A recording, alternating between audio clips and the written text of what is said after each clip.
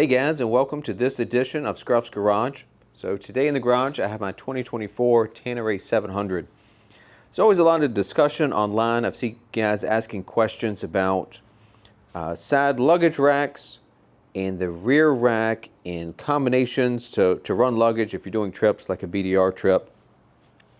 So this is not an installation video, but just more of a review and just showing you the setup that I ended up with. I'm pretty happy with this. I've had to make some changes to make it all work the way I wanted to.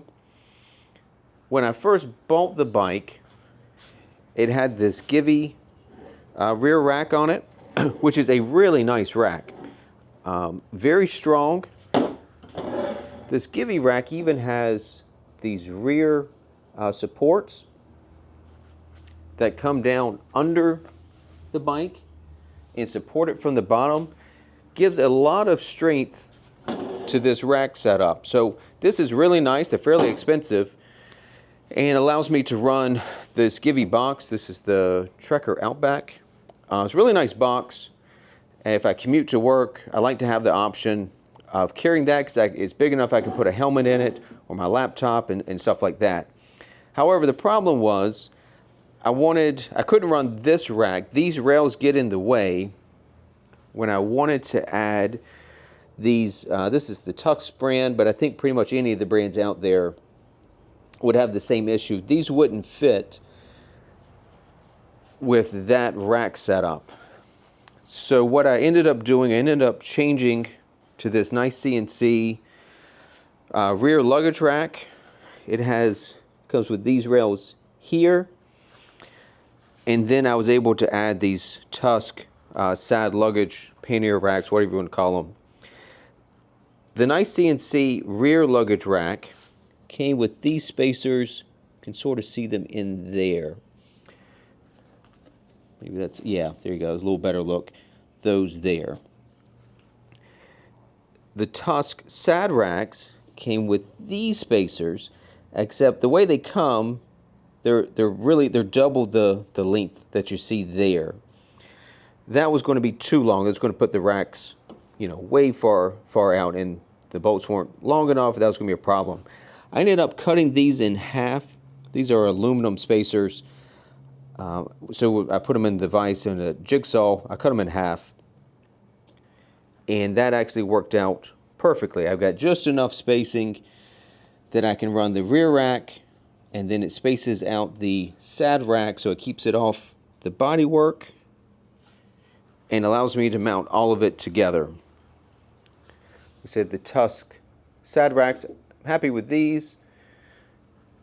Comes with this plate that you see there. Sandwiches in between your passenger pegs. And I typically, when I run soft bags, I'm able to strap them down here. So this works out pretty well.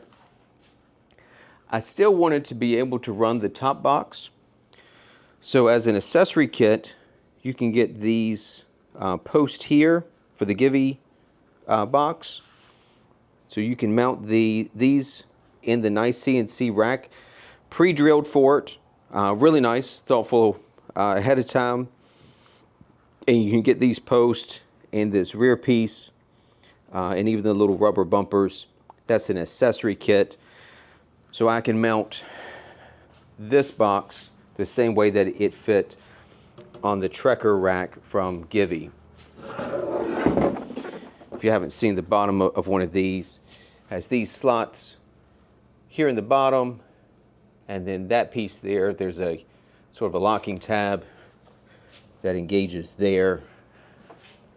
So you've got a key, and it keeps this locked, so you can't open the top or take it off the bike unless you have the key. So all of that still works with this rack here. So it sort of gives me the best of all the worlds.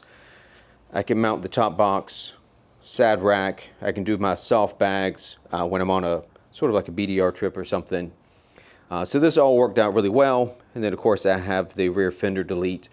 I've got a separate video about that. And here's the Givi top box mounted. You can see how it engages the pegs there. Fits just like it does on the Givi rack. It just gives me some additional options for carrying whatever cargo I need to carry. And here's a rough look of how it looks with some bags on it. These aren't completely strapped down, just threw them on. So you can sort of get an idea of how everything comes together. This is sort of the setup I would use if I'm going out on a BDR, that kind of a ride. The Kemimoto soft bags, they're inexpensive, but they've held up really well.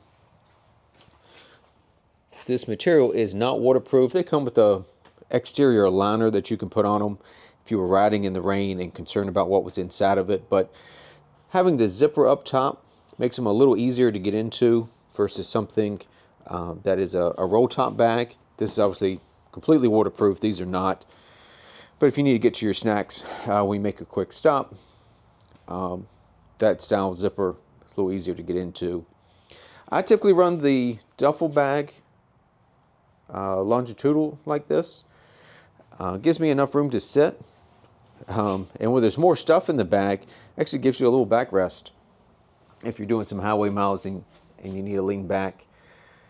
It's a little floppy at the moment because I don't have much stuff in there. And then I use, these are a knockoff brand of Rok Straps, but it's an adjustable strap.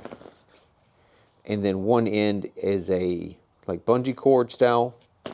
You can loop it through something. These are fantastic. I always have a couple of those. I'll crisscross them on the bag and allows you to cinch them tight. And the bungee piece of it helps keep them tight.